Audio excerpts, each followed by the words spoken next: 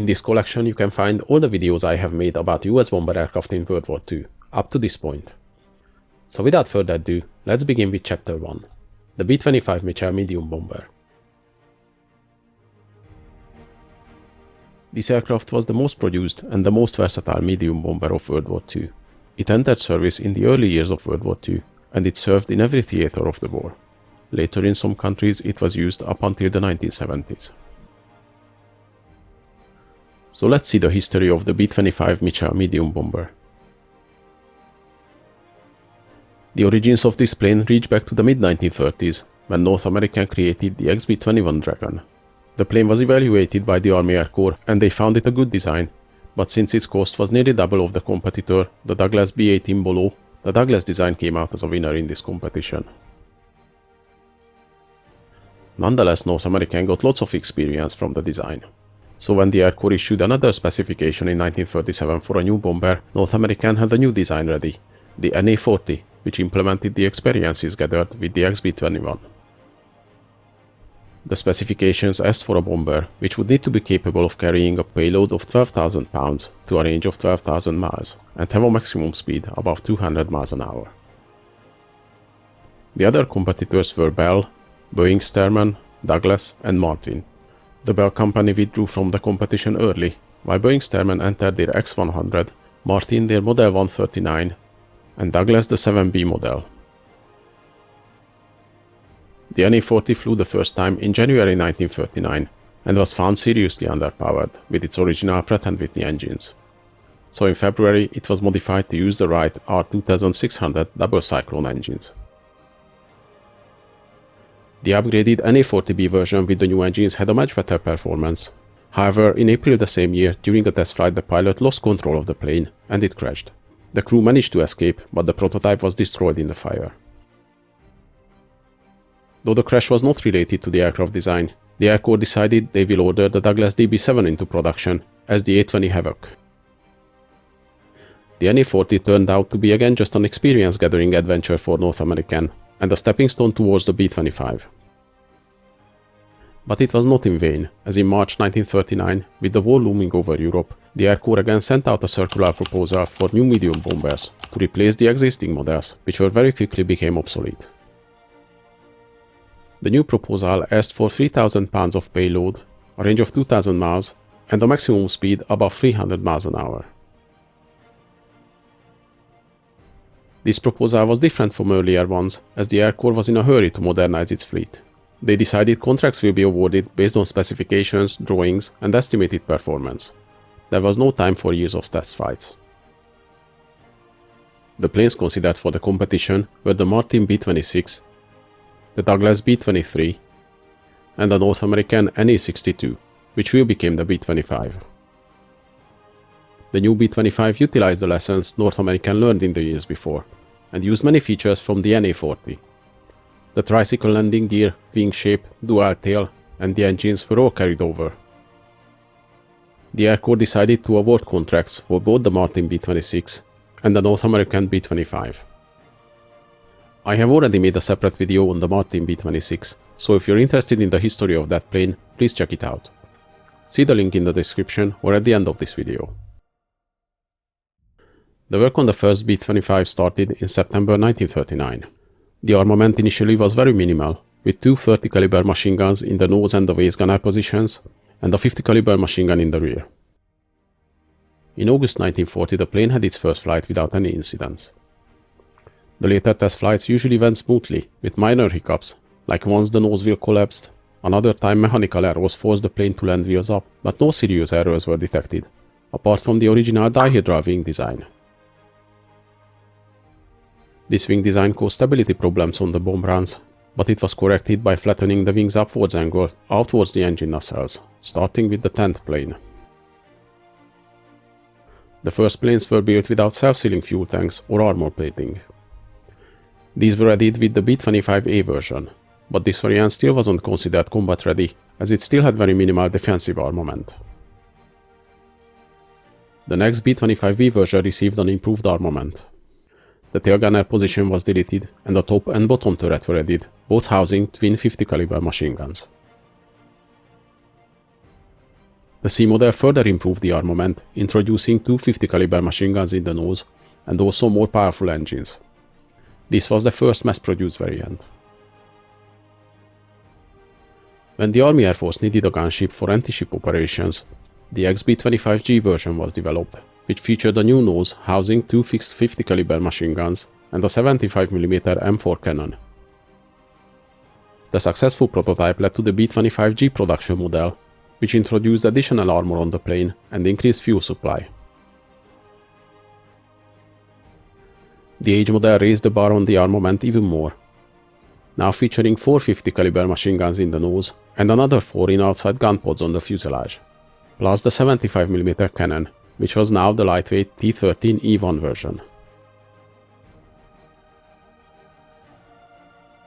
The result was some truly amazing firepower, with the 850 caliber machine guns and the 75mm cannon. Also on this version, the dorsal turret was moved further forward. The 75mm cannon on the plane was not easy to aim, but being a tank cannon originally, it could deal with any target. Could even sink or seriously damage the more lightly armored Japanese warships. The final B-25J variant returned to the medium bomber role after the G and H gunship variants. This variant received more powerful engines, and it was built with two different noses, the original greenhouse version and the so-called strafer nose, which held 8 forward-firing 50 caliber machine guns. Together with the 4 additional machine guns in the side pods and the 2 in the dorsal turret, this variant could fire 14 50 caliber machine guns forward. I'm planning to release a separate video later featuring the more specialized versions of the B-25. But now let's see the technical specifications with the most used H version. The B-25 was 52 feet 11 inches long with a wingspan of 76 feet 7 inches. The plane's empty weight was just under 20,000 pounds, while the maximum takeoff weight was 35,000 pounds. The plane used the Wright R2600 twin cyclone engines, producing 1,700 horsepower each. With these engines, the plane could reach a maximum speed of 272 miles an hour and a cruise speed of 230 miles an hour. It had a range of 1,350 miles and a service ceiling of 24,200 feet.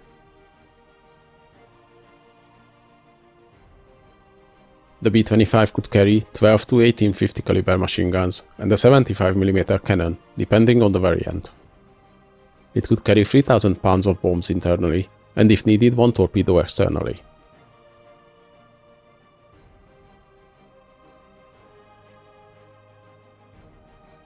The B-25 just became combat ready in early 1942 and were selected for the Doolittle raid. After the attack on Pearl Harbor, the American morale was low, but they were eager to hit back, and the public had to see that America is ready for the fight. In this daring plan, 16 B-25 bombers were loaded onto the deck of USS Hornet to be transported near Japan and attack Tokyo. The B-25 was selected from a range of bombers because it had good flight characteristics and enough power to take off from a carrier. Though the B-25 never seen combat before, Lieutenant Colonel James Doolittle had faith in them.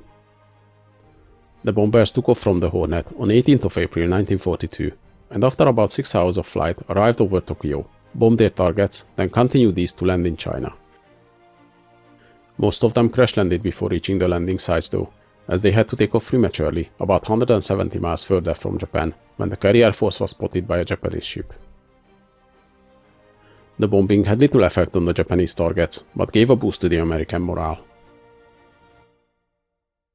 During the war, the B-25s took part in most major operations in the Pacific theater, fighting in New Guinea, the Solomon Islands, China, Burma, and almost every part of the island-hopping campaign. As in the jungle, the medium and high-altitude bombing was not effective, low-level attacks were the main form of engagement. And the B-25 with its formidable firepower excelled in this. Their missions included strafing enemy installments and airfields, and dropping parachute-retarded bombs called parafrags. The B-25s were also used in Europe and in the Middle East. The Mitchells arrived in North Africa in October 1942 and were used heavily to attack enemy airfields and convoys. Later they participated in the invasion of Sicily and the Italian campaign, used as ground attackers again. Other Allied countries also used the B-25 in Europe. The British received 900 units, and the French Air Force also used them after the invasion of Normandy. They were also delivered to the Soviet Union through the Lend-Lease program. The Soviet forces received 862 B-25s and deployed them as close air support and tactical bombers, and they were in use up until the end of the war. As most of the bomber force, after the war the majority of the B-25s were decommissioned, but some of them stayed in service through the 1950s in reconnaissance and training roles. The B-25 was truly the most versatile medium bomber of the war, used as a bomber, gunship, ground attacker, and in anti-ship role as well. They fought in every theater of the war and contributed to the Allied victory greatly. Chapter 2: History of the B-17 All-American, the bomber that flew home after almost cut in half. One of the almost unbelievable but true events that happened in World War II is the story of the All-American, a B-17 that flew back from a mission after an enemy fighter collided with her and almost cut the plane in half.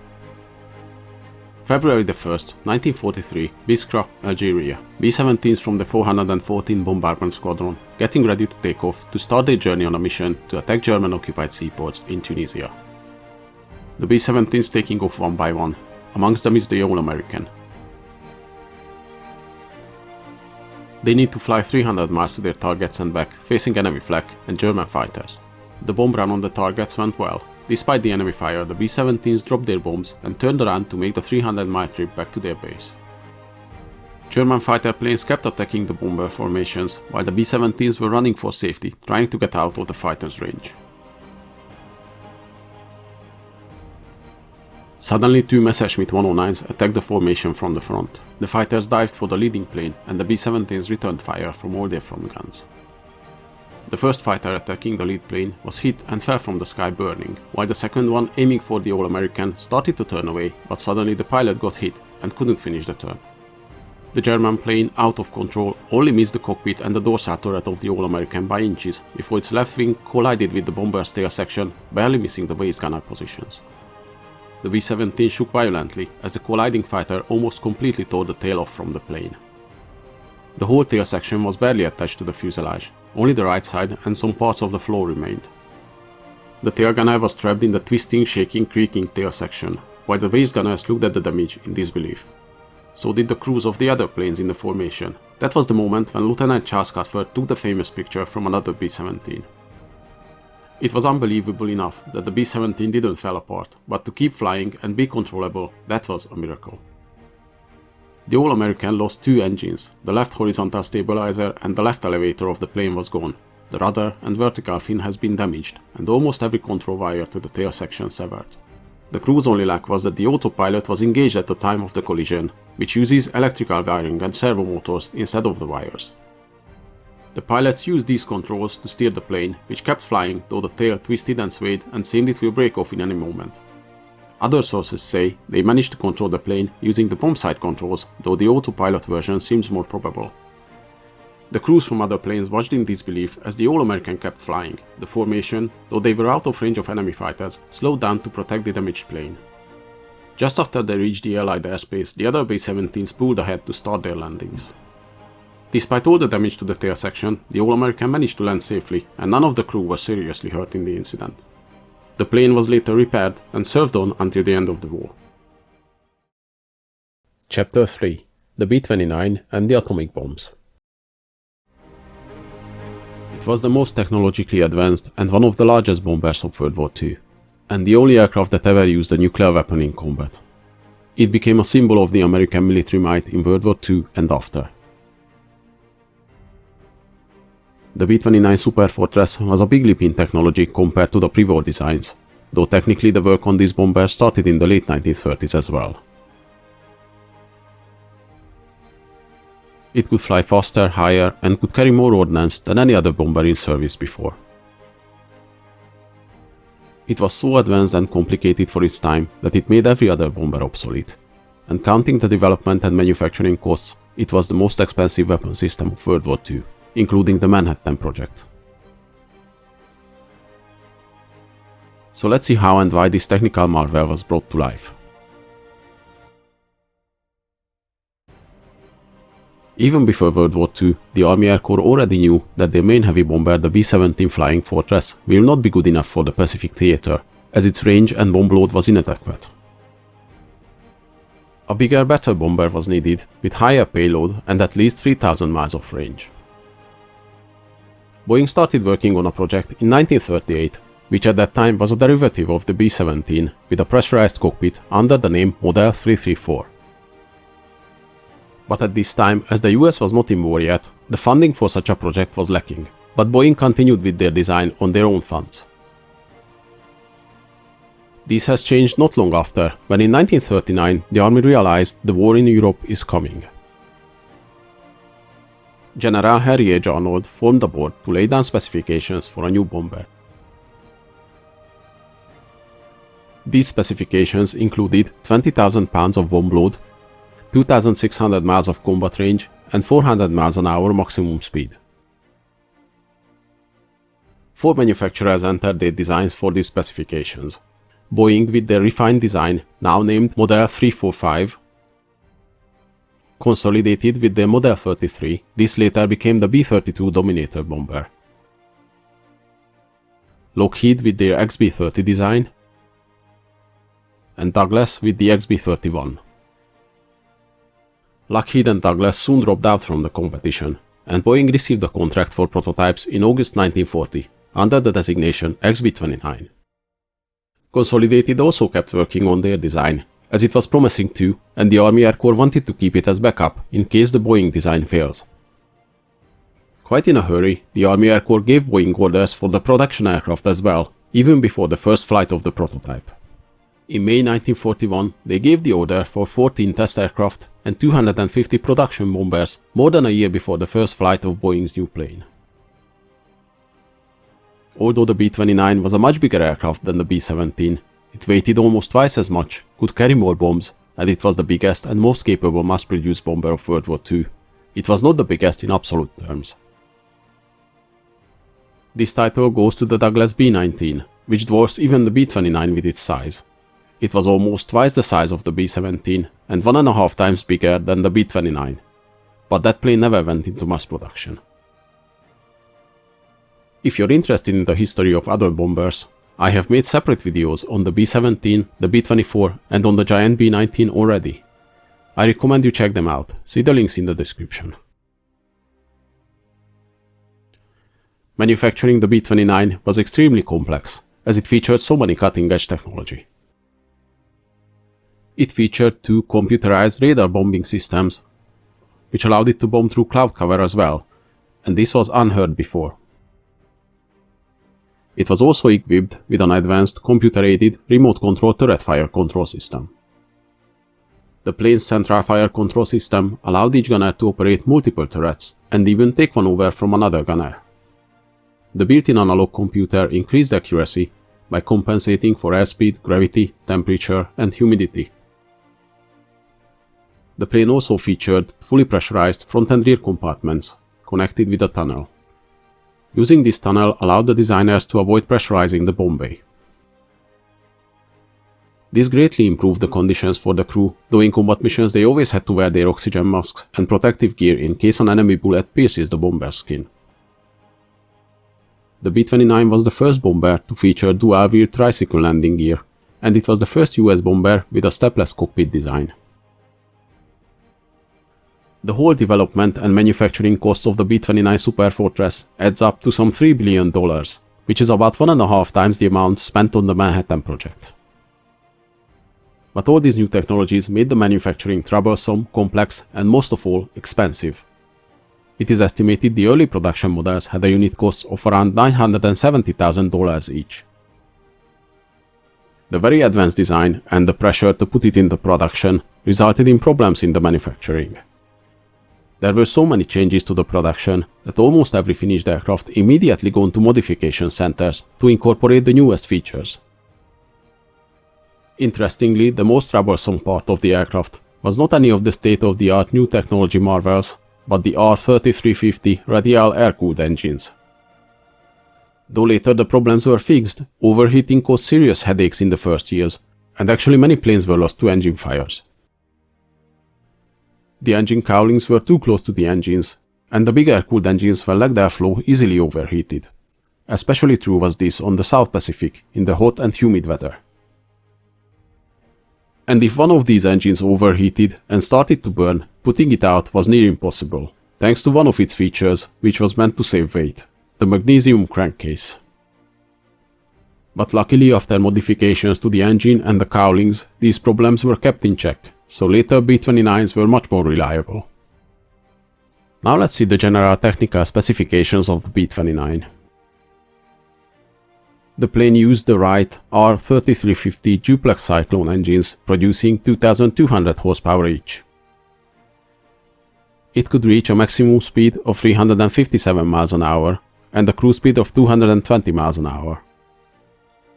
The B-29's combat range was an amazing 3250 miles, while its ferry range was 5600 miles.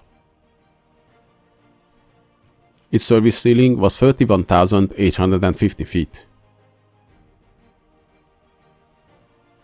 The plane's armament consisted of 10 50 caliber machine guns in remote control turrets and 2 50 caliber machine guns in the tail gunner position. It could carry 5,000 pounds of bomb load over 1,600 miles of range at high altitudes, or 12,000 pounds of bomb load at the same distance at medium altitudes. Its maximum bomb load over short distances was 20,000 pounds. Over the normal bomb load, the B-29 could carry either two 22,000 pound Grand Slam bombs or one 44,000 pound Cloudmaker bomb. And of course the silver plate variants had the ability to carry nuclear bombs, but more of this later.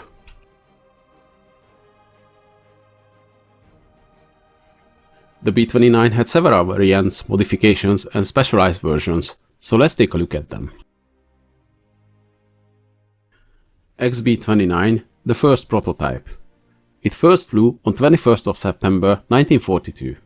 The second prototype crashed in 1943 during testing due to an engine fire, crashing into a packing plant, killing the crew of the plane and 22 workers in the plant. YB-29, an improved version. 14 were built and testing began in summer 1943. This variant featured upgraded engines, new propellers, and were tested with various defensive armament configurations. They tested different gun placements and gun types on it, like a bolt turret on the nose, chin guns, and 20mm cannons. The XB-39 was an experimental version using Ellison V1320 engines. It was only a testbed for the engines to prove the B-29 could still be built if the original Wright R3350 engines would have troubles with reliability or availability. These were followed almost immediately by the B-29 production model. As the new bomber was so needed, the production model was developed in parallel with the B-29 testing. And the first production variant was finished just 2 months after the YB-29 deliveries. The next in line was the B-29A model, which was an improved version featuring new wings and some modifications to the defensive armament. The B-29B was a modification which had almost all of its defensive armament removed when they switched from high altitude bombing of Japan to low altitudes. Since the fighter threat was minimal over mainland Japan, but flak was still a problem, they hoped the lighter, faster B-29 version has a better chance to avoid it. But more on this when we get to the plane's combat history. The planned B-29D version, or XB-44, was a testbed for the new Pratt & Whitney R4360 Wasp Major engines, which produced 3,500 horsepower each. This variant became the B-50 after World War II and served through the 1950s. The B-29 had several specialized versions as well over the years, so here's a few examples. The XB-29G version was used to test jet engines which were mounted under the fuselage and extended during flight. The B-29 variant was converted to carry experimental aircraft during testing, like the XF-85 Parasite fighter or the famous Bell X-1. These variants were used also in Project TomTom to experiment with wingtip towed fighters, They carried two F-84 fighters connected to the wingtips of the bomber. Several B-29s were converted to search and rescue aircraft under the name SB-29. They were modified to carry a lifeboat which could be airdropped. They also retained their defensive armament.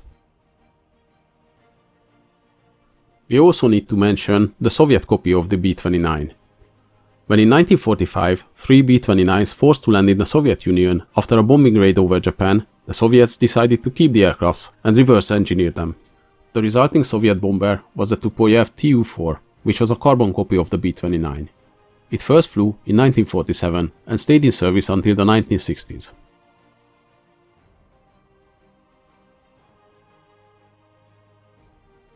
The B-29 was a late arrival in World War II, as the first production models only left the assembly line in late 1943. While the new plane was just in testing phase, the Army Air Force already had plans for the intended use of it. Initially in 1942 and 43, plans were drawn up to station the B-29s in North Africa and fly missions against Germany, and only transfer to the Pacific later. But by the end of 1943, these plans have changed, and the B-29 was then solely aimed to be used on the Pacific theater. The first combat missions were flown from China and India against several targets on the South Pacific. The very first combat mission in this theater happened on 5th of June 1944, when B-29s from India attacked Bangkok in Thailand.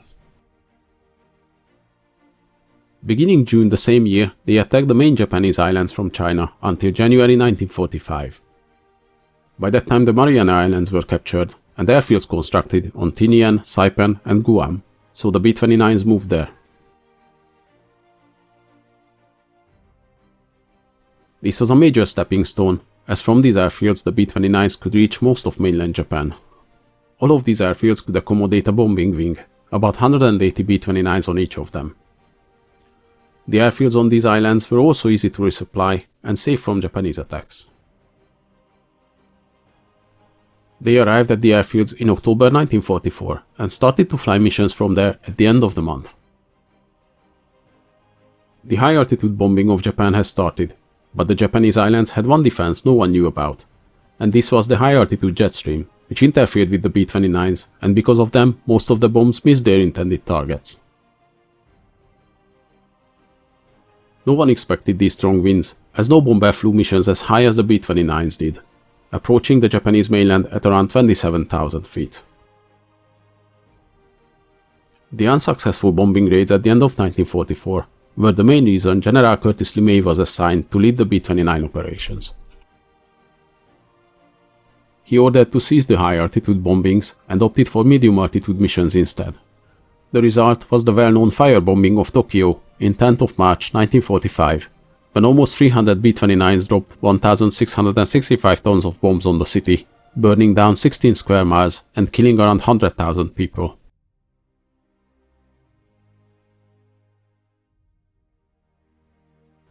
But the most famous B-29 missions, of course, were the deliveries of the nuclear bombs, so I will dedicate a separate segment for those. Development of the atomic bomb was a great achievement by itself, but the work was not finished when that project was successful. The delivery of the weapons was also a problematic point. Project Alberta was the codename to develop the delivery system for the bombs. This included Project W-47, which conducted ballistic testings to find the perfect shape for the bombs, and Project Silverplate, which was responsible for the modifications needed on the B-29 bombers to be able to carry them. Even though the B-29 was the most modern and biggest bomber of that time, they needed lots of modifications to be able to carry the atomic bombs. Actually, the British Lancasters were considered to be used, as they would have needed less modifications as their bomb bay was enormous. As we can see here, carrying one 4,000-pound and 256 smaller bombs. They were also able to carry the 8 and 12,000-pound bombs without modifications. But in the end, for these important missions, they wanted to use an American plane, so they decided to test and modify the B-29s. The so-called Silverplate B-29s had their bombing bays enlarged so they could carry the nuclear weapons. They were stripped from defensive weaponry, with the exception of the tail gun, and they featured fuel injection and reversible propellers. The prototype plane, the Pullman, had its original bomb bay doors removed and the bomb base converted into a single 33-foot space. The long bomb bay was necessary, as the first design of the atomic bombs were the so-called gun types, a long rocket-like shape, as you can see on the picture. These were the so-called Thin Man bombs, which were plutonium-based. During 1944, several test bombing runs were conducted to work out the modifications on the planes, the bomb shapes, and the release mechanism. The first bomb trials revealed erratic descent from the bombs, so several different shapes and fins were tested. After the Thin Man design was abandoned and the uranium-based Little Boy bomb developed, the extensive bomb bay modifications were not needed anymore, as the shorter bomb could fit in the standard B-29 bay. We are not going deeper now into the nuclear bomb project and the Silver Plate program, but I plan to make a separate video dedicated to that sometime in the future. Let me know in the comments if you're interested in that.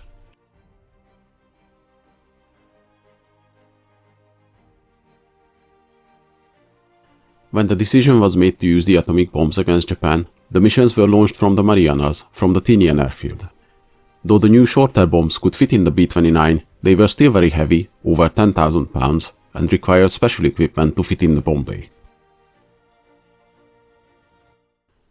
Here we have the original footage in the background, showing preparations of the Little Boy and Fat Man bombs, and loading them into the Enola Gay and Boxcar B-29s. A loading pit was built in the runway for this purpose. The bombs were delivered on special trailers to the loading area.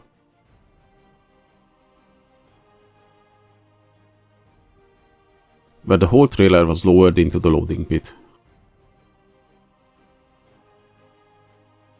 The B-29 then parked over it with bomb bay doors open,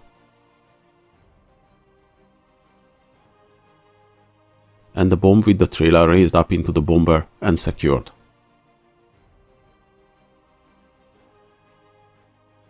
The original footage of the bomb preparations and loading is about 15 minutes.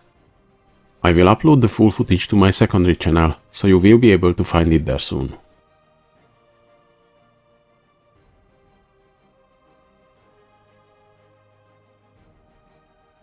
The first nuclear bombing mission was conducted on 6th of August 1945, when the Enola Gay, piloted by Colonel Paul Tibbets, took off from Northfield with two other B-29s to start their 6-hour flight towards Japan. They reached their target in the morning hours with clear visibility of the city, Hiroshima. The bomb was released at 8:15 from 31,000 feet altitude, and about 50 seconds later, it detonated at 2,000 feet above ground. It destroyed nearly 70% of the city's buildings and killed around 80,000 people.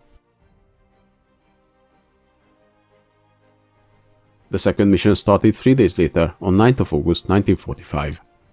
The B-29 Boxcar, piloted by Major Charles Sweeney, and two other planes took off from the same Northfield in Tinian at 3:49 in the morning. Though he was notified on a non-functioning fuel pump, Sweeney decided to go on with the mission. The primary target for this bomb drop was Kokura. But when the B-29s arrived to their target, it was covered in clouds and smoke from the firebombing of nearby Yahata the day before. After 3 bombing runs, they were unable to drop visually, so a decision was made to move to the secondary target, Nagasaki. The bomber already started to run low on fuel by the time they reached the city, because of the loitering at the rendezvous point and 3 bomb runs over Kokura. Over Nagasaki, they were able to visually identify the targets, and finally they dropped the Fat Man bomb at 10:58, which detonated 43 seconds later at the altitude of 1,600 feet. The result was about 35,000 deaths and half the city destroyed. Because of the faulty fuel pump and delays in the mission, Boxcar was so low on fuel that they couldn't even make it to Iwo Jima, so they decided to head to the Okinawa airfield, where they managed to land with just 5 minutes of fuel remaining in the tanks. Both the Enola Gay and Boxcar are on display today, one in the Smithsonian, the other is in the National Museum of United States Air Force.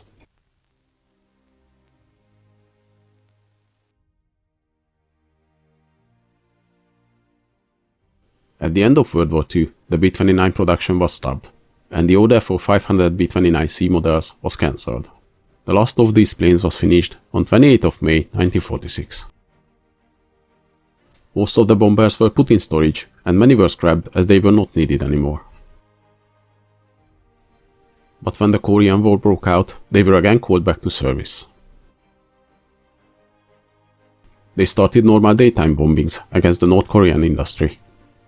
But after the Soviet MiG-15 jet fighters appeared in the skies, they quickly suffered heavy losses, and they were switched to night missions.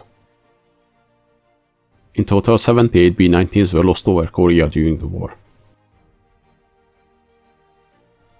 The B-29s were slowly phased out with the arrival of the giant B-36, and their roles taken over by their upgraded version, the B-50, which was in development since 1944. The B-50 project was started as B-29D model to replace the troublesome Wright R-3350 engines with the newer and more powerful Pratt & Whitney R-4360 Wasp major engines. The final B-50 was essentially an upgraded B-29 using the new engines, a taller vertical fin, and new alloys in the construction. The B-29s and B-50s were retired through the 1960s as the new bombers, the B-47 Stratojet and the B-52 Superfortress were introduced. Today there are 22 surviving B-29s in various museums worldwide. Chapter 4. The Douglas XB-19. Many people never heard about the B-19 bomber, as it was almost completely forgotten, though it was a real star when it appeared, the biggest bomber and even the biggest plane of its time. It was almost double the size of a B-17, and only the giant Convair B-36 surpassed it. When it was unveiled in 1941, it caused a media craze, and thousands showed up for its maiden flight. It was the most sophisticated and biggest aircraft ever built. When we say the B-19 was big, it was actually huge. All of its dimensions were astounding at the time. A wingspan of 212 feet and a length of 132 feet, compare that to the B-17's wingspan of 103 feet and a length of 74 feet, and we will actually have some clue how big the B-19 actually was. The cockpit, or rather crew compartment, had 8 seats and 6 bunks. The wings were so big they had tunnels in them for the flight engineers.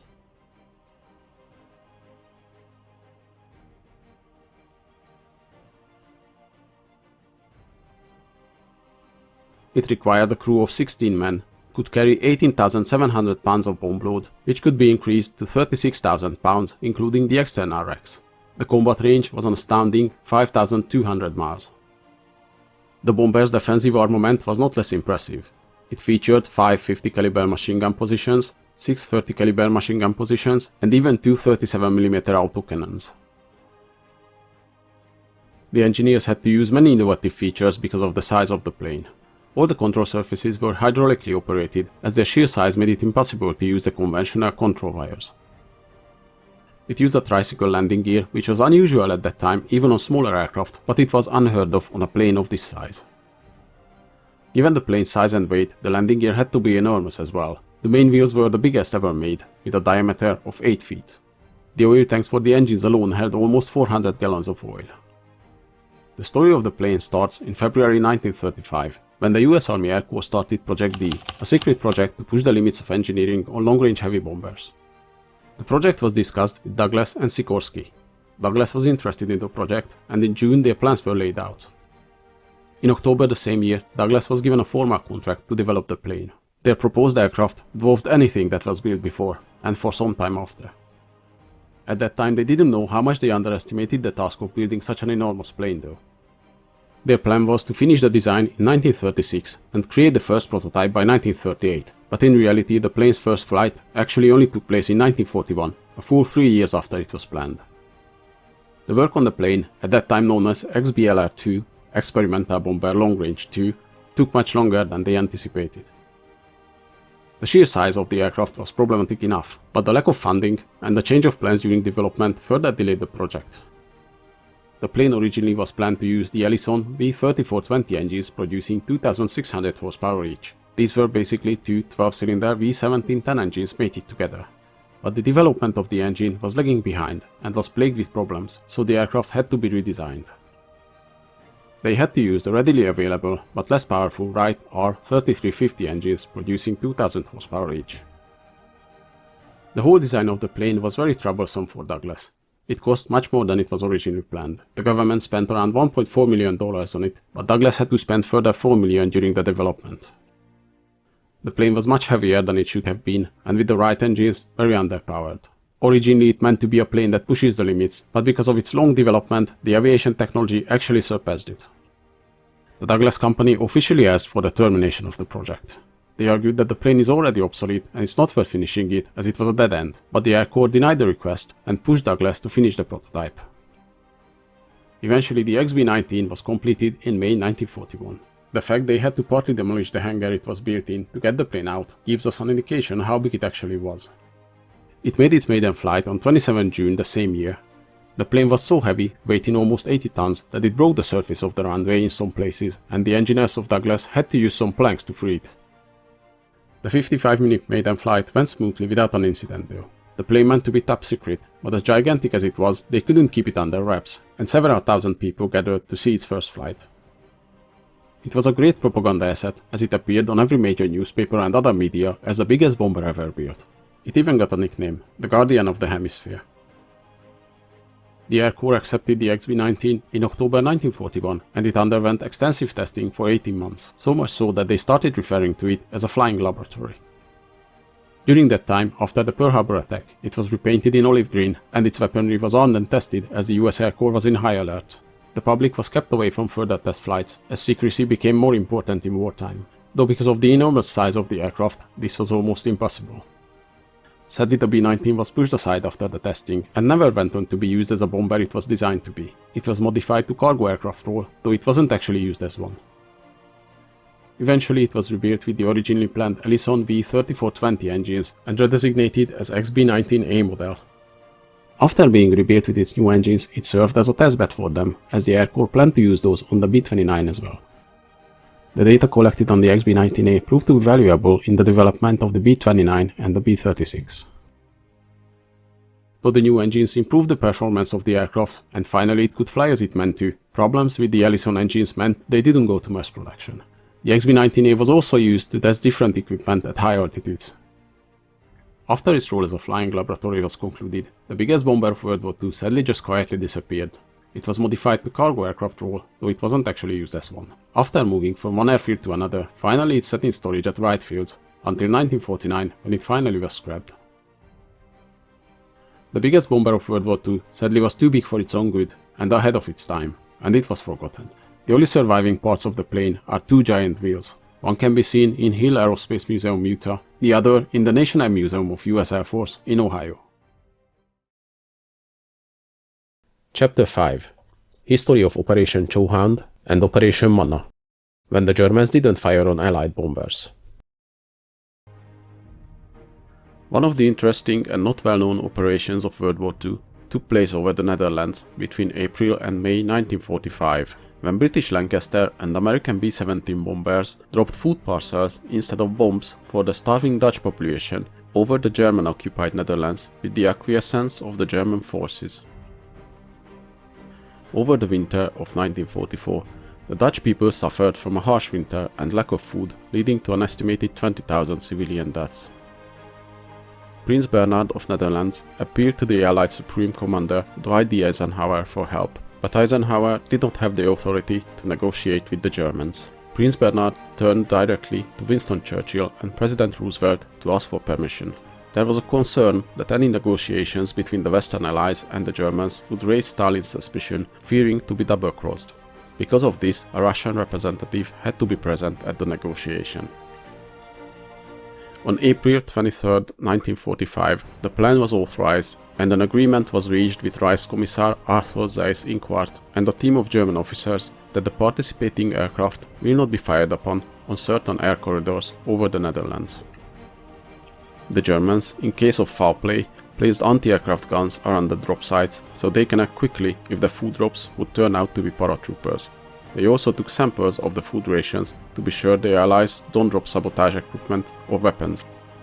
The British operation was called Operation Manna, and the first Lancaster bomber to test the flight route took off on April 29, 1945, and despite that the ceasefire was only signed next day, delivered its cargo and returned successfully. Over the following weeks, the Lancasters flew 3,156 sorties in different size groups. The nervous aircrews had to fly very low and slow for the safety of the parcels, as the cargo did not have parachutes. They flew as low as 120–150 meters and do so over German guns, which, honoring their part of the ceasefire, stayed silent. Operation Chowhound on the American side started on 1st of May, and the B-17s of 3rd Air Division flew 2,268 sorties, delivering around 4,000 tons of cargo. Only 3 aircraft were lost during the operations, 2 in a collision and 1 due to engine fire. No aircraft was lost to enemy fire, though bullet holes were found on some of them, probably from German units who weren't aware of the ceasefire.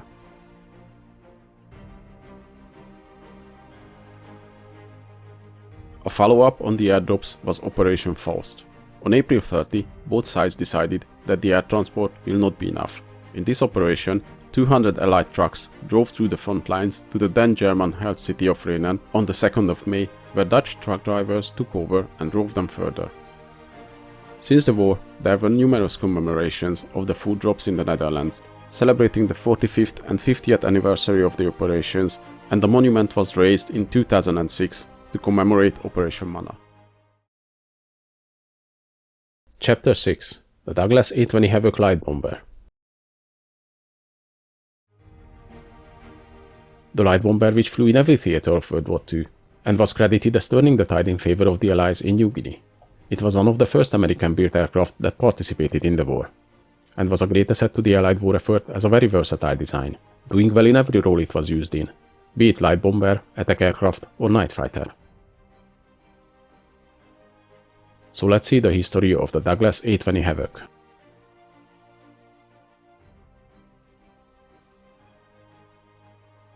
The story of the A-20 actually starts in 1936, when Donald Douglas, Jack Northrop, and Ed Heinemann started working on a light bomber aircraft, the Model 7. This plane was planned to be powered by 2 450 horsepower Pratt & Whitney engines, but during its design, the conditions in aircraft development around the world changed dramatically, thanks to the experiences in the Spanish Civil War. The events in Spain showed an aircraft such as the Model 7 would be very underpowered and obsolete. In mid-1937, the US Army Air Corps issued specifications for a new attack aircraft to replace the aging Curtiss A-12s and Northrop A-17s. The specifications asked for a bomber which would need to be able to carry a payload of 1,200 pounds to a range of 1,200 miles and have a maximum speed above 200 miles an hour. The team at Douglas started reworking their DB-7 design from a year before and entered the upgraded version to this tender. This was the Model 7B, now powered by 2 1100 horsepower engines, featuring a larger bomb bay, 3-man crew, and options to be built with a glass nose housing a bombardier, or a solid nose with fixed forward-firing 30 caliber machine guns. The new design was competing against the North American NA-40, the Stearman X-100, the Martin 167F, and the Bell Model 9. The North American NA-40 evolved into the B-25 bomber later, which I have already made a video about, so if you're interested in the history of that plane, check it out. The first prototype of the Douglas Model 7B made its maiden flight in October 1938. Though the prototype crashed in January 1939, it caught the attention of the French Air Force, and impressed the US Army Air Corps as well. During 1939, the French put in an order for 170 units, and in June the same year, the US Army Air Corps ordered it in production as well, as the A-20 Havoc. The A-20 was equipped with 1600 horsepower Wright engines in place of the earlier 1100 horsepower Pratt & Whitney ones. The French ordered additional aircraft after the beginning of World War II, and the British placed an order for 150 units as well. After the fall of France, 200 units from the French order were diverted to the British. As these were built to the French specifications and couldn't carry British bombs, they were used as night fighters. First they were equipped with a powerful searchlight in the nose, but later this was swapped for radar equipment. When the US entered the war, they also created a night fighter version of the A-20 until the P-61 Black Widow entered service. The P-70 night fighter variant was equipped with a radar in the nose and 4 20mm cannons in a pod mounted in the bomb bay. And with that we arrive to the different variants of the A-20. The first variant entered in the 1937 competition was the Model 7B, followed by the DB7 or Havoc 1, featuring a deeper, narrower fuselage, lower wing position, and two 1000 horsepower Pratt & Whitney engines. The DB7A or Havoc 2 variant featured the stronger 1600 horsepower Wright engines, longer engine nacelles, and a taller vertical tail. The DB7B or Boston 3 version featured stronger armor plating and larger fuel tanks. Its distinctive feature is the angled nose glazing on the sides. The A-20 was the US version, similar to the DB7B. These were intended for high-altitude bombing and featured the R2611 supercharged engines. 59 of them were converted to P-70 night fighters. The A-20A variant was similar to the A-20, but it was built without superchargers, as it was intended for medium and low-altitude use. The following A-20B version was based on the DB7A. It was lighter and faster, featuring lighter armor and no self-sealing fuel tanks. The nose also had the step glazing as on the DB7A models. Most of these were transferred to the Soviet Union. The A-20C variant was again based on the heavier DB7B variant, with the self-sealing fuel tanks, more armor plating, and slanted nose glazing. These variants had the option to carry a 2000-pound torpedo externally. The A-20G variant was the most numerous, with 2,850 units built. This variant featured a solid nose, mounting 4 20mm cannons and 2 50 caliber machine guns. Only the first 250 planes were built with the 20mm cannons though, as they proved to be very inaccurate, and they were replaced with more 50 caliber machine guns instead. Later in the production a power turret was added, so the upper section of the rear fuselage is wider on these models. The following A-20H variant was similar to the G version, but featured stronger 1700 horsepower engines. The J and K variants both featured an extended redesigned nose, so they were able to carry an additional bombardier crew member.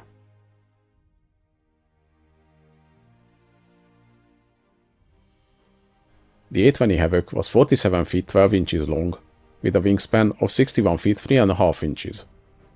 The plane's empty weight was 16,031 pounds, and the maximum takeoff weight was 24,127 pounds. It was powered by two Wright R2600 radial air-cooled engines, developing 1600 horsepower each. With these engines it could reach 316 miles an hour maximum speed, and had a cruise speed of 280 miles an hour. The combat range of the bomber was 945 miles, and its service ceiling was 23,700 feet. The main armament consisted of 6 forward-firing 50 caliber machine guns in the nose, 2 50 caliber machine guns in the dorsal turret, and 1 50 caliber machine gun behind the bomb bay. The plane could carry 4,000 pounds of bombs, or T-30 rocket launchers under the wings.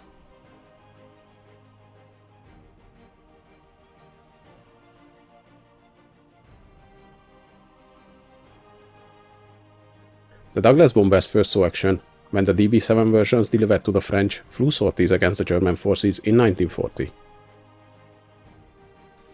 After the fall of France, they were evacuated to North Africa, but later the Vichy government took control of them and they flew against the Allies, before again changing sides when the French forces joined the Allies. The RAF started using the DB7 for night fighter role in 1941, and later in 1942 the Boston 3 versions as bombers. The first American men flying these planes to combat were the 15th Bomb Squadron, who were sent to England in July 1942, and they participated in an RAF raid to attack German airfields in Holland. The A-20s participated in the North African campaign as well, flying missions in Algeria in 1942. Many of the planes had additional machine guns installed and were used as ground attack aircrafts. After the victory in North Africa, they moved to Italy and flew combat missions there. They also supported the Normandy landings and the Allied forces in France.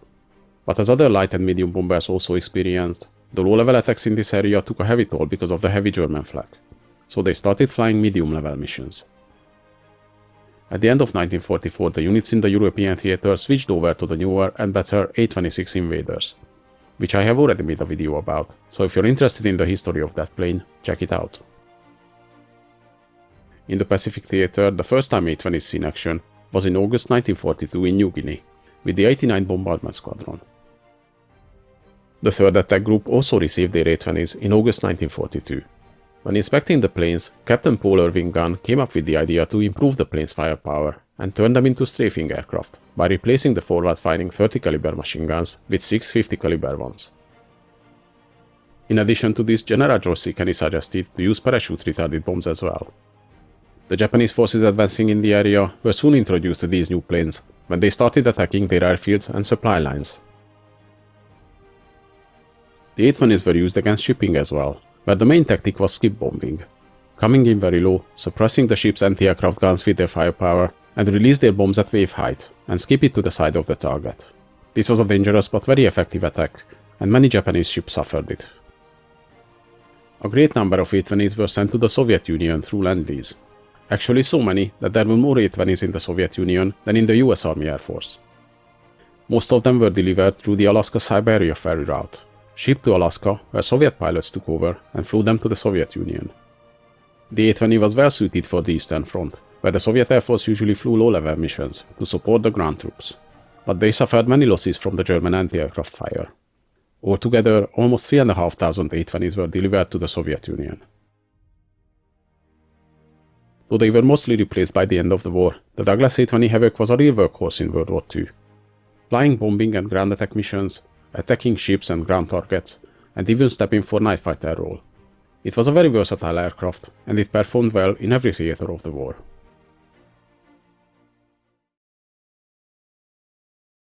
Chapter 7: The B-24 Liberator. Though maybe not as glamorous than the B-17, the B-24 Liberator was an important workhorse in World War II and contributed greatly to the Allied victory. It was used in the European and Pacific theater, and its long range made it a great asset in the Battle of the Atlantic as a submarine hunter, closing the gap between the continents. They were used by every US branch and other Allied countries. The name Liberator actually came from the RAF. It was a modern design for its time, though not without faults. It was faster than the B-17, carried more bombs and had a greater range, but it was more vulnerable and it was more difficult to fly. It had poor flight characteristics at low speeds. Most crews preferred the B-17 bombers because it was easier to fly and could take more damage, but the general staff liked the B-24 because its higher speed, range and bomb build. The B-24's fuel tank placement in the upper fuselage and its lightweight construction, which helped to reach the longer operational range, made it more vulnerable than the more rugged B-17. The flight characteristics of the B-24 differed from the B-17. It could only reach an altitude 3,000–4,000 feet less than the B-17, but it was faster by 10–15 miles an hour. It was very sensitive to weight distribution as well. With light load and normal speeds, it was fairly easy to control, but at low speeds and high loads, it was quite a handful. Interesting fact that almost every B-24 leaked fuel, so it was not allowed to smoke on them, and many flight crews flew with the bomb bay slightly open to get rid of the fumes. The B-24 never gained the popularity of the B-17, but in reality it was used in far bigger numbers than its counterparts. Almost 50% more B-24s were built than B-17s, with a total of more than 18,000 B-24 variants rolling out the assembly lines. The numbers are even more impressive if we take it into consideration that the B-24 production only lasted for 5 years between 1940 and 1945. The history of the Liberator starts in 1938 when the Army Air Corps approached Consolidated to build B-17s under license. The company, after some consideration, decided they will submit their own design to the Air Corps, which they thought was a more modern plane than the B-17. The new design, called Model 32, used many features from Consolidated's earlier designs. The wings and the tail section were very similar to the Model 31 flying boat. The engine nacelles similar to the one used on the PBY Catalina. The fuselage was an entirely new design though, featuring 2 bomb bays, each of them similar capacity as the B-17's bomb bay. The Army Air Corps found the design promising and in January 1939 invited Consolidated to submit their study in a new specification which was basically written for the modern 32 design. The plane had many modern features for its time: the shoulder-mounted Davis wing, tricycle landing gear, roll-type bomb bay doors, and many more. In March 1939, a contract for a prototype plane was given to Consolidated. The prototype was finished and flight-ready just before the end of the same year. The need for long-range planes was so high that the first orders for the B-24s were placed even before the prototype XB-24 flown. The Army Air Corps ordered 36 planes, the French Air Force 120 planes, and the RAF 164 planes. After the fall of France, the French orders were redirected to the RAF. The initial flight test, however, showed that the XB-24 lacking in some areas. Its top speed was almost 40 miles an hour lower than the specification. To fix this, the original Pratt & Whitney R1830-33 engines were replaced with turbo-supercharged R1830s.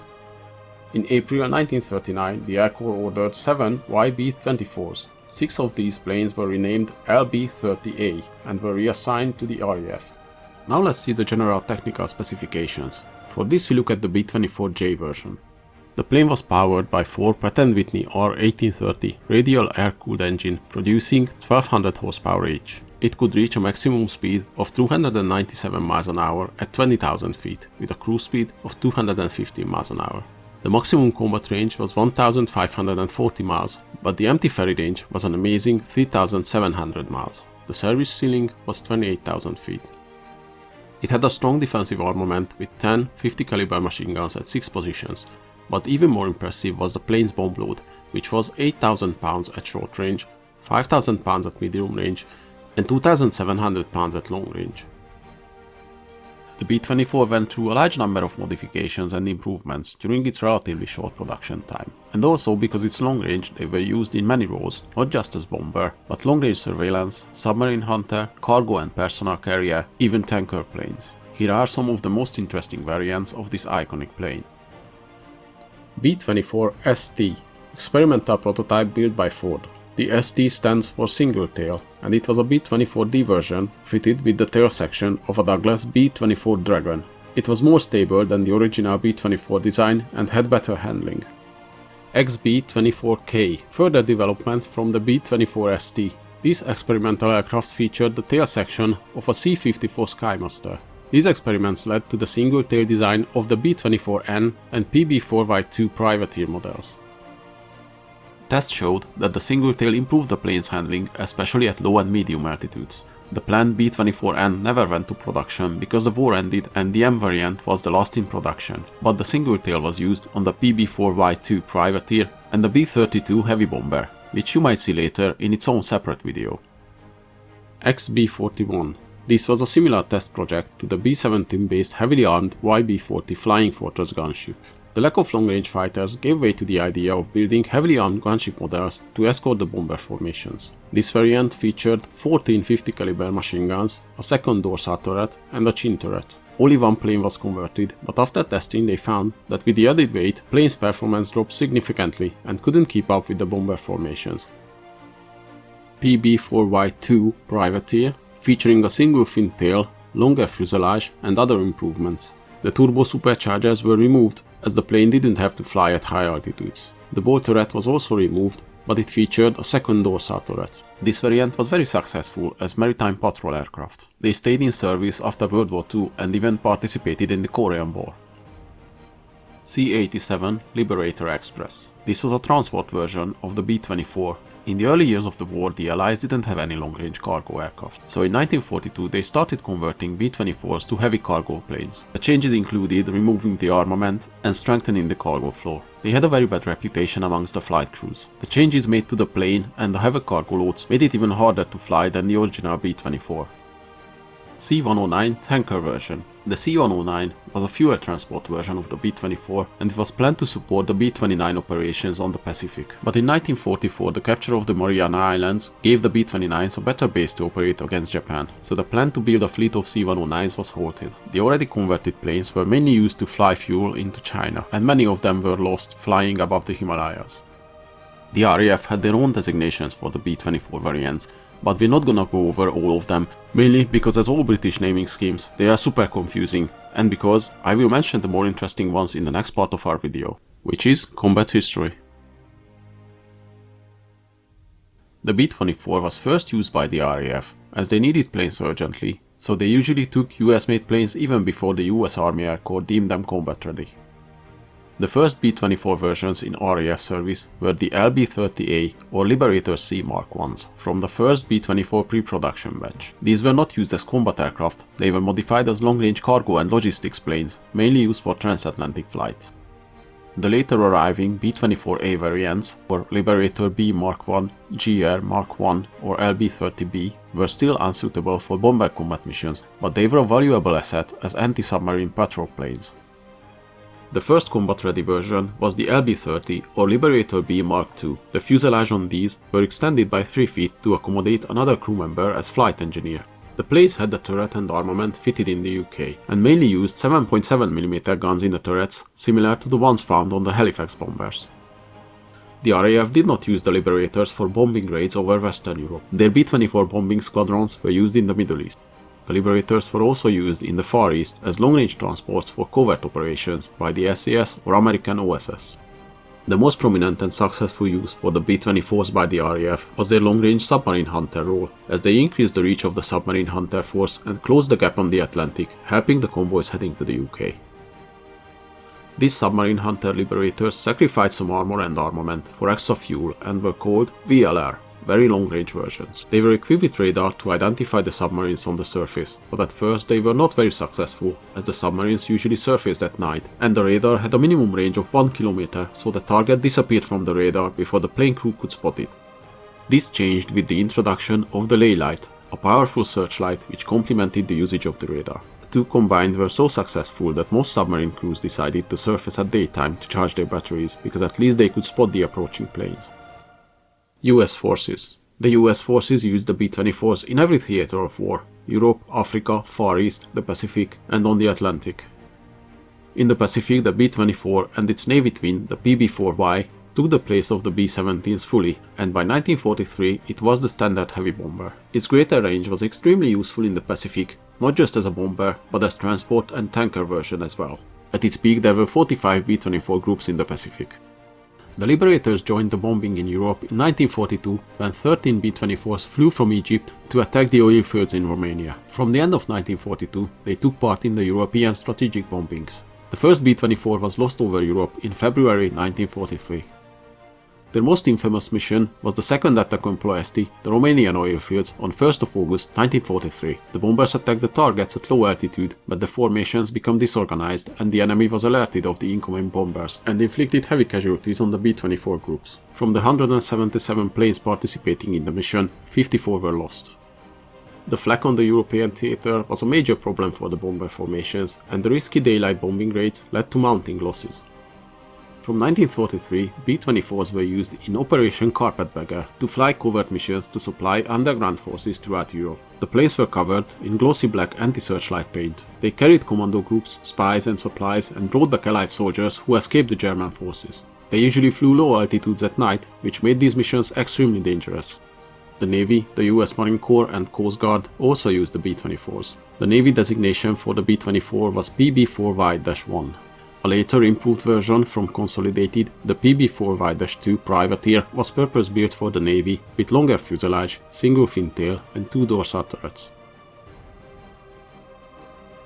Because of the appearance of the more modern and advanced B-29 bombers, the B-24 was quickly declared obsolete and retired. There were many brand new B-24s that just rolled off the line and were flown to a scrapyard directly, as the war ended in Europe and they were not needed anymore. The Navy version, the PB-4Y-2 Privateer, was kept in service and even participated in the Korean War. Chapter 8. The Martin B-26 Marauder. The B-26 Marauder, stamped as Widowmaker because of its early production instability, was actually a very good bomber and a great asset to the Allied war effort. Although it was challenging to fly and land, when airborne it gathered an impressive service record and actually could take a surprising amount of damage and still fly home. So let's see how this medium bomber got into service. The story of the B-26 starts in 1939, when the US Army Air Corps put out new specifications for a medium bomber. It had to be a twin-engine design with a maximum speed of 350 miles an hour, a range of 3,000 miles, and a bomb load of at least 2,000 pounds. At that time, the medium bombers of the US Air Corps were all outdated early 1930s designs, like the Belanca 77 or the Martin B-10. Both of these planes were slow and lacking in range compared to the foreign designs coming out in the late 1930s. Though the Martin B-10 was very advanced when it was introduced, the rapid developments in aviation during the second half of 1930s made it obsolete by the time World War II broke out. The Martin company submitted their design to the new specifications on 5th of July 1939. Their Model 179 won the competition and was awarded a contract for 200 aircraft. The first design featured a dual-tail setup similar to the one on the B-24 bombers, but this was changed to a single tail before production began. The new plane was a very modern design for its time. It featured an all-metal construction, shoulder-mounted wings, tricycle landing gear, and a streamlined all-circular fuselage. This fuselage design gave the plane good aerodynamics, but made the crew space pretty cramped. The B-26 featured two bomb bays which together could hold 5,800 pounds of bomb load, though such a high load reduced the operational range by a lot. Most of the time the front bomb bay was used for ordnance, and the second one was used for additional fuel tanks. The first B-26s were delivered to the Air Corps in February 1941, and it quickly became apparent that the new bombers had some problems. The B-26 had relatively small wing area, and this resulted in high landing speeds required, between 120 and 135 miles an hour. This was problematic for various reasons. The aircrews were not used to such high landing speeds, resulting in several crashes when they tried to land at too low speeds and the aircraft stalled. The planes also suffered from hard landings, damaging the landing gear, propellers and fuselage. An additional problem was sometimes the nose landing gear collapsed even when the plane was just taxiing. Initially the accidents were narrowed down to the factors of the plane's teething problems, its unusual flight characteristics and the inexperienced aircrews. The situation got so bad in 1942, Glenn L. Martin was summoned to a Senate committee hearing about the accidents. On the hearing, then just Senator Harry S. Truman questioned Martin about the B-26 accidents. Martin responded that the plane's wings were too short and the small wing area resulted in the unusual high takeoff and landing speeds. When Truman threatened to cancel the contract and make sure Martin won't get any new ones, they redesigned the planes. This is how Truman related to the exchange later. Glenn Martin was making B-26 bombers and they were crashing and killing kids right and left, so I said to Martin, "What's wrong with these planes?" He said, "The wingspread isn't wide enough." So I said, "Then why aren't you making them wider?" And he said, "I don't have to, the plans are too far along, and besides, I've got a contract." So I said, "Alright, if that's the way you feel, I'll see to it that your contract is cancelled, and you won't get another." He said, "Oh, if that's the way it's going to be, we'll fix it." And he did. By February 1943, the new model, the B-26B-10, had longer wings by an additional 6 feet and upgraded engines. Beginning with the B-26B-10 models, the wingspan was increased from 65 to 71 feet, and also flaps were added on the outboard parts of the wings to help with the landings. The vertical stabilizer was also enlarged from 19 feet 10 inches to 21 feet 6 inches. The B-26 Marauder was powered by two Pratt & Whitney R2800 air-cooled radial engines, producing 2000 horsepower each. Its maximum speed was 287 miles an hour, with a cruise speed of 260 miles an hour. It had a combat range of 1,150 miles, and a service ceiling of 21,000 feet.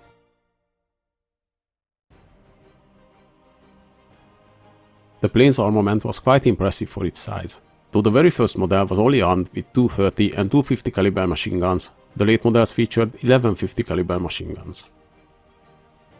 5 of the machine guns were fixed forward firing, operated by the pilot. The remaining 6 was divided between the dorsal and rear turret and the 2 waist gunners. Most of the B-26 Marauders saw action in Europe during World War II, but they were also used in the Pacific and in North Africa. They were also used by the British, French and South African forces. They came into service in early 1941, replacing the Douglas B-18 Bolo medium bombers. I've already mentioned the B-18 Bolo in my earlier B-17 video. If you haven't seen that yet, you can find the link in the description or at the end of the video. After the Japanese attack on Pearl Harbor, B-26 groups were deployed to the Pacific. They were attacking Rabaul on their first mission, flying from Australia. Some of the B-26s were equipped with aerial torpedoes. 4 of these planes were used in a torpedo attack in the Battle of Midway against the Japanese fleet in June 1942. Their torpedoes missed the targets and 2 of the 4 planes were shot down. The other 2 were so badly damaged they were written off. Later in 1942, the Marauders flew bombing missions against Japanese bases on the Solomon Islands. In 1943, it was decided the B-26 will be phased out from the Pacific theater, but some of them still flew missions up until January 1944. The B-26s participated in Operation Torch, the Allied invasion of North Africa, in November 1942. They suffered heavy losses at the beginning, as they were used in low-level attacks against fortified targets. Later they were switched to medium-level attacks, and their losses dropped significantly. They supported the Allied operations all through the advance in North Africa, and later in Sicily and southern France. The Marauders arrived in England early 1943 and started flying missions in May. Sadly, the same errors were made in their mission planning as in North Africa. Flying low-level unescorted missions resulted in very high losses. In an attack on a power station in the Netherlands, the whole bomb group of 11 planes were lost. After this, they were switched to medium-altitude bombing runs. Bombing from altitudes between 10 and 15,000 feet and under the cover of escorting fighters, the B-26 proved to be highly successful. Some say it was the most accurate Allied bomber of the war. They supported the Normandy invasion and were used against targets in France, bombing bridges, railways, V-1 launch sites, and so on. Their last combat mission of the war took place in 1st of May 1945. The British received 52 Marauders in 1942. They mainly used them on the Mediterranean in anti-ship roles. Unlike in the Pacific, here they were quite successful against merchant ships with their torpedoes. Later the British received another 100 planes in 1943 and a further 350 units in 1944. They participated in combat in southern Europe, mainly in Italy and Greece, and some of them supported the partisans in Yugoslavia. At the end of the war, the B-26 Marauders were quickly decommissioned and most of them scrapped. Many were even scrapped and melted down in Germany, not even shipped back to the US. Despite the excellent combat record and very low loss rate of the aircraft, it could never shake off its early poor reputation. The aircraft that started as a Widowmaker, which was almost cancelled because of the early accidents, in the end became the most accurate US bomber of the war and was a great asset to the Allied efforts.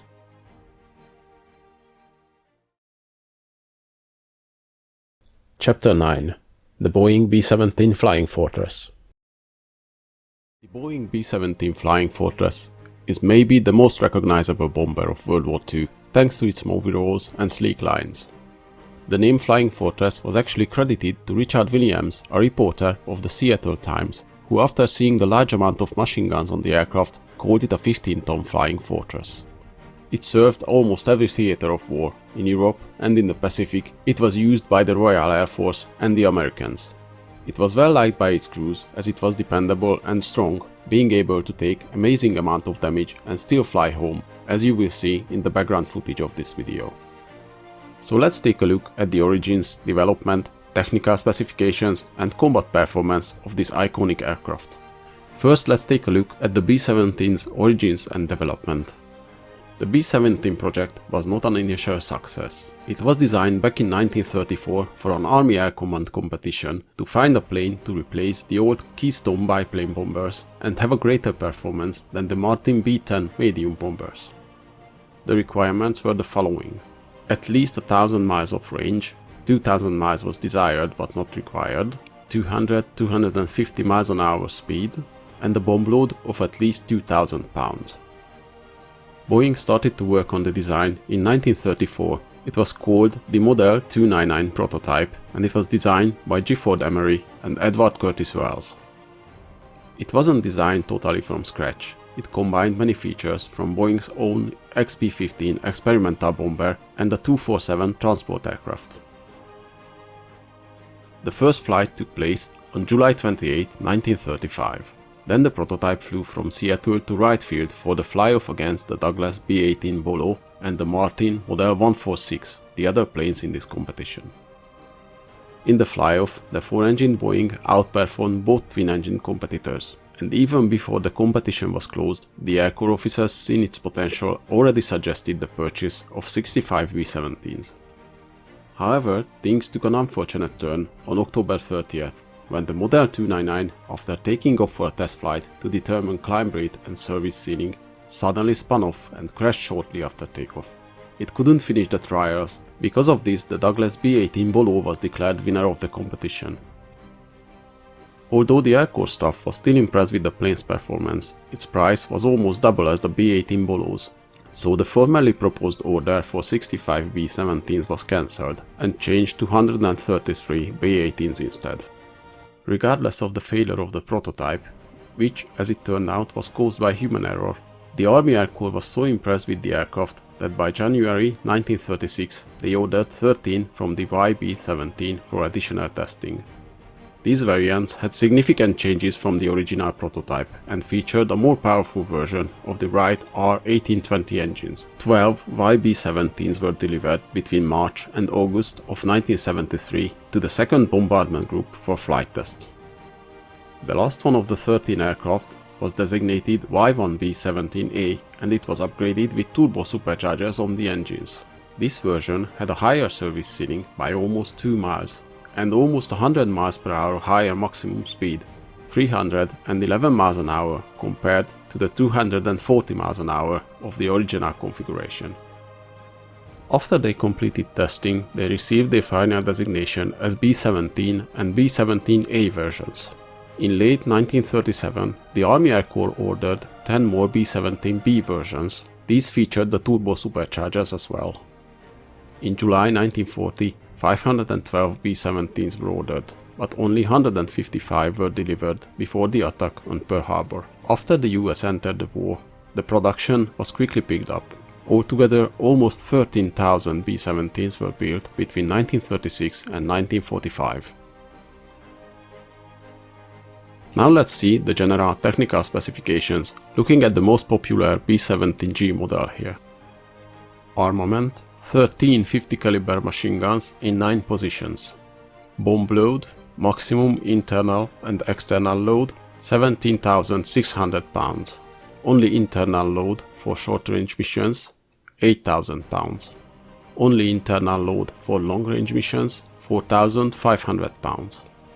Power plant and performance: 4 R1820 radial engine producing 1200 horsepower each.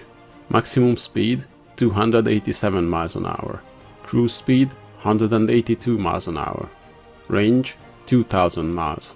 Service ceiling 35,600 feet. B-17 variants: Boeing Model 299 or XB-17, the original design built in 1934. YB-17 or Y1B-17, the initial batch of planes ordered in 1936 for evaluation. These featured the much more powerful R1820 engines and various upgrades above the original prototype. Interesting fact that just 5 days in testing, the brakes on one of the aircraft locked during landing caused it to nose over. This caused a congressional investigation in the program, and the Air Corps was notified. Another such event and the program will be terminated. B-17A or Y1B-17A. This was a standalone plane intended to use a static testbed. In the end, it was used to test the engine performance upgrades, which in the end led to the use of turbo superchargers on all later B-17 bombers. B-17B models. These were the first production models, basically a B-17A with more powerful engines, larger rudders and flaps, and a redesigned nose. In 1942, all B models were renamed RB-17B, where the R means restricted, and they were relegated to only training and transport duties. B-17C models. The C variant had quite a few improvements over the B variant. Even more powerful engines, self-sealing fuel tanks, and added armor plates on vital areas. The gun openings were also modified. They built 38 from this variant and 20 were transferred to the RAF in 1941. Though the US Air Corps did not consider the planes combat ready yet, the RAF quickly put them into service as RAF Fortress Mark I. They didn't do too well in RAF service, but provided valuable information to further improve the bombers. Many flights were aborted because of mechanical problems and their machine guns froze up at high altitudes. The 18 planes remaining with the Army Air Forces were upgraded to the B-17D specifications. B-17D models. These were quite similar to the C models, with many small modifications. These included a revised electrical system, another crew member, more machine guns, and more extensive armor plating. 42 D models were built, and 18 C models were upgraded to D specifications. B-17E model. The E model was an extensive redesign, and it was the one giving the most well-known shape to the B-17 with the new vertical stabilizer with the long fin running on the back of the airplane. A tail gunner position and a powered dorsal turret was added behind the cockpit, both to solve the plane's vulnerability against attacks from behind. More than 500 were built. This version was the first to be mass-produced. One of the E models were converted to the XB-38 Flying Fortress to test the Ellison V-12 engines, which in the end was a failure. The B-17F model. The B-17F was a further upgrade from the E model. The main difference is the 1 or 2-piece molded plexiglass window from the earlier model's framed one. There were other small changes to improve the effectiveness. However, the added rear guns and their ammunition made the planes tail heavy. This put unnecessary stress on the plane's elevator trims. Also about this time, the Luftwaffe fighters changed tactics, started attacking the B-17s from the front where they were less protected. This resulted in various different machine gun mounts added to the front of the planes, until they find the most successful one, the remotely operated chin turrets on the last batch of the F series. The other main improvement of the F models is the bomb load was increased to 8,000 pounds while reinforcing the landing gear and the frame. By additional fuel tanks, the range was also extended by about 900 miles. In total, 3,405 F models were built. B-17G variant. This was the last and most numerous variant from the B-17s. All past experience were used when building these final models, including features from the experimental YB-40 gunship version, which we will take a look later on. This variant featured the remotely operated chin gun turret, staggered waist gun turrets, cheek machine guns, and had a total of 13 50 caliber machine guns as defensive armament. A total of 8,680 G models were built, many of them converted to special roles. Let's take a quick look of these specialized versions. CB-17G, troop transport version, capable of carrying 64 troops. DB-17G, remotely controlled drone variant. GB-17G, engine testbed. MB-17G, missile launcher version. QB-17L and N models, target drones. RB-17G, reconnaissance variant. SB-17G, rescue version, featured a lifeboat under the fuselage. TB-17G, special training version. TB-17H, training version of the rescue variant. VB-17G, VIP transport. PB-1, test version for the US Navy. PB-1G, search and rescue aircraft of the US Coast Guard. PB-1W, US Navy airborne early warning aircraft. There were also some specialized and experimental models from the B-17, so let's take a look at those. XB-38. The XB-38 was a single testbed for experimenting with the liquid-cooled Ellison C-1710 engines. Reasons for this experiment were to get more performance out of the aircraft and also to have experience with other type of engines if the right air-cooled engines wouldn't be available in the required quantities. Though it reached higher speed than the production variant, its service ceiling was lower and it had constant problems with the engines, which in the end led to the destruction of the aircraft, as in June 1943, during a test flight, one of the engines caught fire, forcing the crew to bail out. The YB-40 gunship. Before the introduction of the P-51 fighter as a long-range escort for the bombers, a B-17 gunship version was considered to help protect the bomber formations. A second dorsal turret was added behind the original one. The single 50 caliber machine guns were swapped for double-mounted ones, and the front bombing equipment was replaced with chin-mounted turret with another set of 50 caliber machine guns. The bomb bay was basically converted to a 50 caliber magazine. In the end, it was a failure, as it couldn't keep up with the empty B-17s on the way back from a mission and was cancelled after 14 missions. 26 were built altogether, with 1 prototype, 4 training aircraft and 21 production models. C-108 transport. 4 B-17s were converted to cargo carriers and VIP transport. The first one of them was used to transport General MacArthur. F-9 version. The F-9 Flying Fortress was a modification for long-range reconnaissance photography.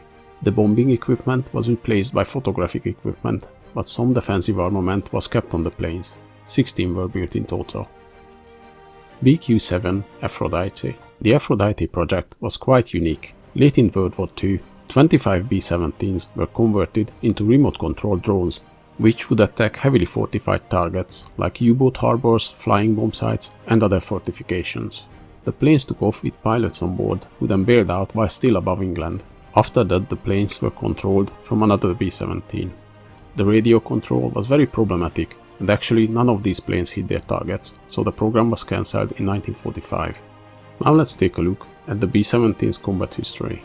We're only going to look in the combat history briefly, as it could fill an hour-long video itself. The first operational B-17 group seen action in 1941 with the Royal Air Force. The first US bomb group to receive them was the 19th Bombardment Group on the Philippines, just a few weeks before the Pearl Harbor attack.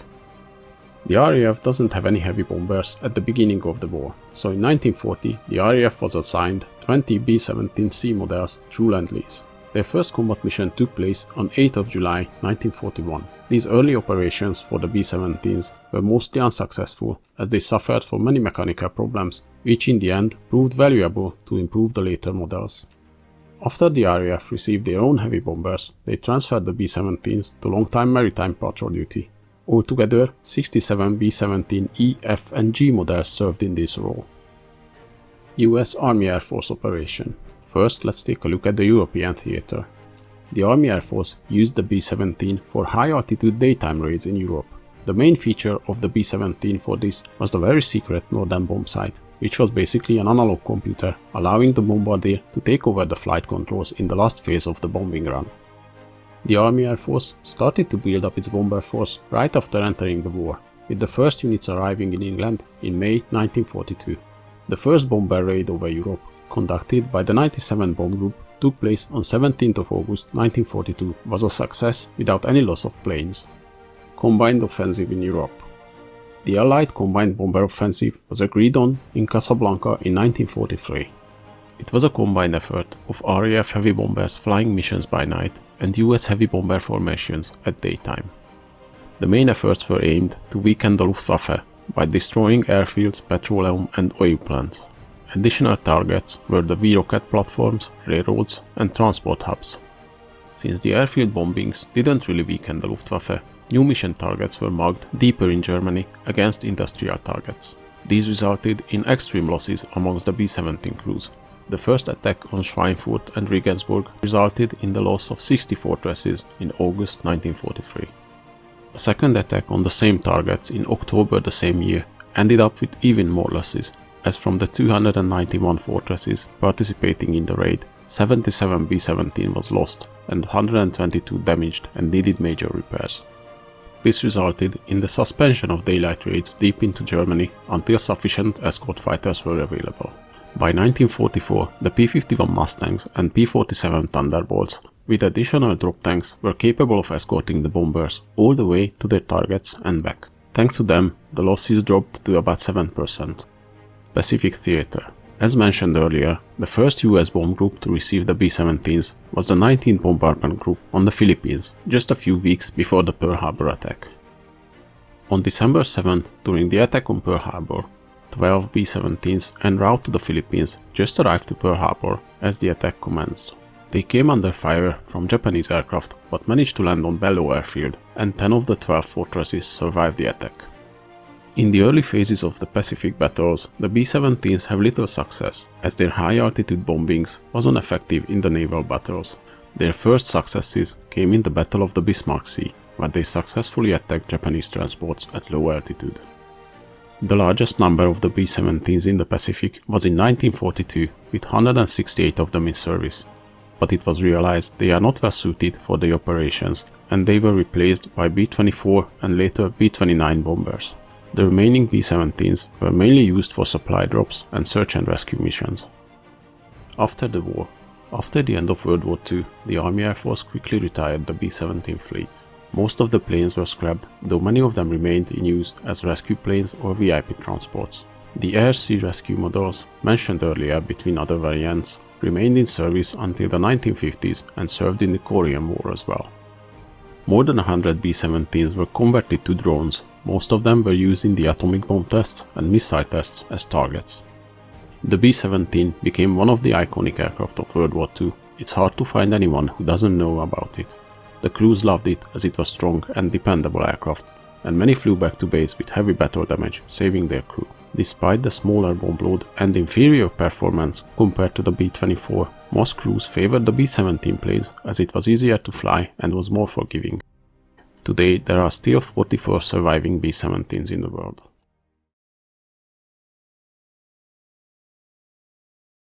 Chapter 10.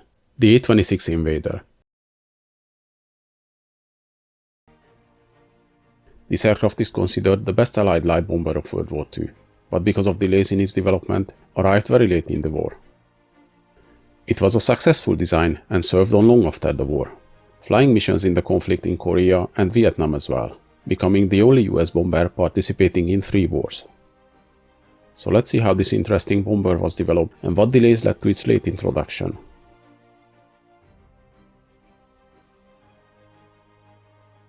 The origins of this bomber lead us back to the mid-1930s, when its predecessor was designed. In 1937, the US Army Air Corps issued specifications for a new attack aircraft. The specifications asked for a bomber which would need to be able to carry a payload of 1,200 pounds to a range of 1,200 miles, and have a maximum speed above 200 miles an hour. The team at Douglas developed an aircraft for the specifications. This was the Model 7B. It was competing against the North American NA-40, the Stearman X-100, the Martin 139, and the Bell Model 9. The first prototype of the Douglas Model 7B made its maiden flight in October 1938. Though the prototype crashed in January 1939, it caught the attention of the French Air Force and impressed the US Army Air Corps as well. During 1939, the French put in an order for 170 units, and in June the Army Air Corps ordered it in production as well as the A-20 Havoc.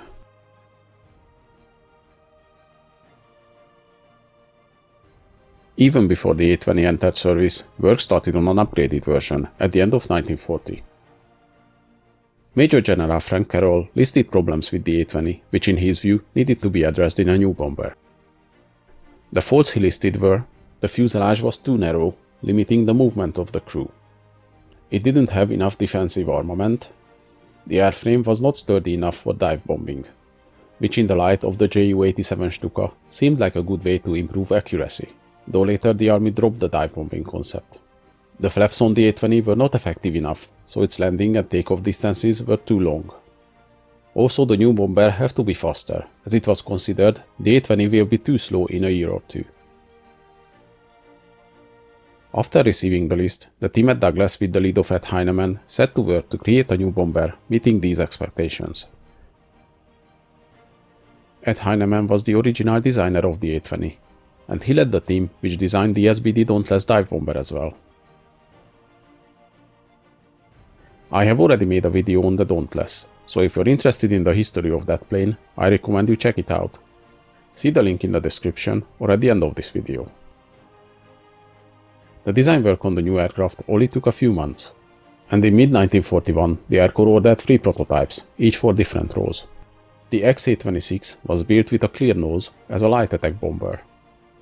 The X-826A was supposed to be a night fighter version featuring a radar in the nose. And finally the X-826B in a ground attack role, mounting a 75mm cannon in the nose. The first flight was planned to be conducted in January 1942, but problems with the landing gear struts delayed the flight to July. The maiden flight went smoothly, and the flight performance was found to be excellent. Further delays were caused by other part shortages though. One of them were the self-sealing fuel tanks. The Army Air Corps also couldn't decide the armament on the B variant, so several different configurations were tested. Either mounting just the 75mm cannon, or mounting the 75mm cannon and 50 caliber machine guns, or mounting one or even two 37mm cannons, or one 37mm cannon and four 50 caliber machine guns. There was even a configuration mounting the 75mm cannon on one side and the 37mm one on the other. Basically they wanted to try every configuration, and that added more delays in the production of the aircraft. In the end, the test showed that the cannons had too slow fire rate, and they were prone to jamming as well. So they were dropped and the solid nose A26B was built with 6 or 8 50 caliber machine guns in the nose. On later aircraft, additional 3 50 caliber machine guns were installed in each wing, raising the number of forward-firing machine guns to 14. Douglas expected to start delivering the new aircraft by the next year, around July 1943, but further problems delayed them as the company couldn't secure manufacturing tools like the milling machines for the new production line. Though the first planes were delivered in September 1943, they didn't show up in significant numbers until mid-1944. The A-26 featured several modern design elements to meet the expectations.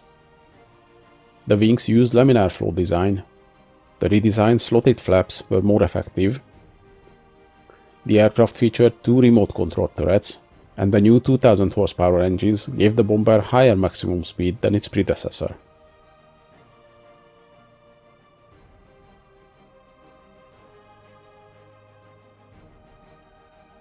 The A-26 was 50 feet long, with a wingspan of 70 feet.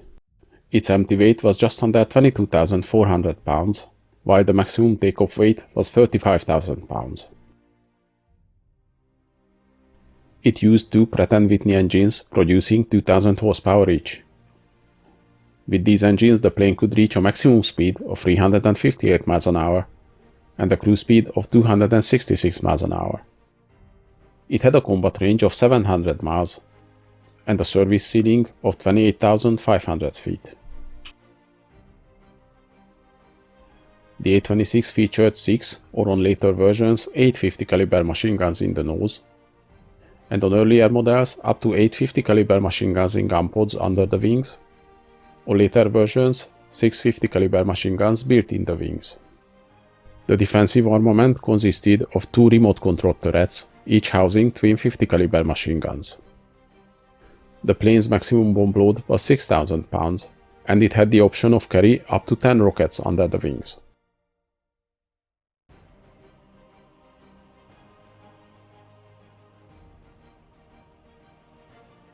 The A-26 first saw combat in June 1944 on the Pacific, when 4 of them were tested in New Guinea, bombing Japanese installations. Though their performance was good, the overall feedback was poor, mainly citing that the cockpit was too low and positioned between the engine nacelles, so the visibility was very poor, making the aircraft outright dangerous to fly in formation at low levels. General George Kenney flat out refused the new aircraft in its early form to take as a replacement for anything. Douglas responded to the feedback, and the cockpit was changed to a different, higher one from the 820th aircraft. The A-26s arrived to the European theater in September 1944, joining the 9th Air Force. The first batch of 18 aircraft started flying missions soon after, and the feedback from here was better, as the new bombers were used at medium altitude, not at low level like on the Pacific. The new A-26 had more speed and longer range than the existing bombers, the B-26 or the A-20. Though after the positive feedback, orders were placed for 5,000 A-26 aircraft, After the Germans surrendered, these were cut back, and the total number of A-26s delivered ended up just above 2,400. After World War II, the A-26 stayed in service, unlike other medium bombers used in the war. In 1948, when the Air Force abandoned the attack aircraft category, they were renamed to B-26, which sometimes results in confusion, as they got mixed up with the B-26 Marauders. They participated in the Korean War, and were amongst the first aircraft to see action there, flying from bases in Japan. They flew missions through 1950 from Japan, and in 1951 moved to new bases in South Korea. The A-26 was the last aircraft to fly bombing mission in the Korean War, just about 20 minutes before the armistice was signed in June 1953.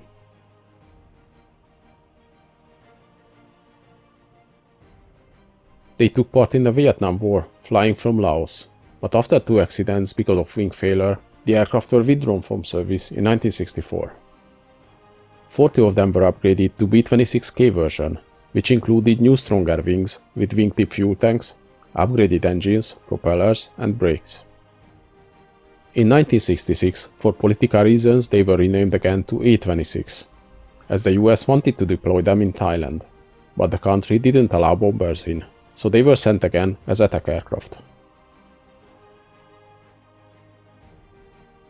The last A-26 Invader retired from American service in 1972. The French Air Force also used the A-26 after World War II, and they participated in the First Indochina War. The A-26 is regarded by many as the best medium bomber of World War II, and it was the last propeller-driven twin-engine bomber of the US Air Force. It stayed in service for 25 years after the Second World War, and this tells us a lot about its qualities. Hope you guys enjoyed this video. Please leave a like, subscribe to my channel, and in the comments let me know if there's any interesting events or vehicles you'd like to see.